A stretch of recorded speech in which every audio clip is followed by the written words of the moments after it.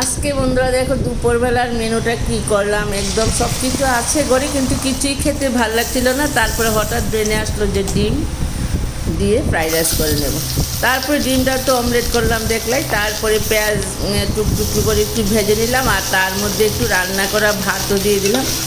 দিয়ে একটু ভালো করে মানে ভেজে নিলাম, একটু হলুদ আর একটু লাল লঙ্কা দিয়ে দিলাম কালারের জন্য। আর এখন একটু বাটার দিয়ে নেড়ে নিলাম। তারপরে ডিমটা টুকরো টুকরো করে ফ্রাইড রাইসের মধ্যে দিয়ে খেয়ে মানে একদম কি বলবো তোমাদেরকে, তোমরা যদি পারো একবার এরকমভাবে করে খেয়ে দেখো। অত্যন্ত মশলা কম, তেল কম, তার মধ্যেও ভীষণ টেস্টি একটি খাবার, যা আমরা বাজার থেকে কিনে খাই তার থেকে কোনো অংশে কম না, বরং একটু বেশি ভালো হয়েছে। আর কোনো প্রবলেম হবে না, খাওয়া যায় এমন মাঝে মাঝে। কেমন লেগেছে ভিডিও?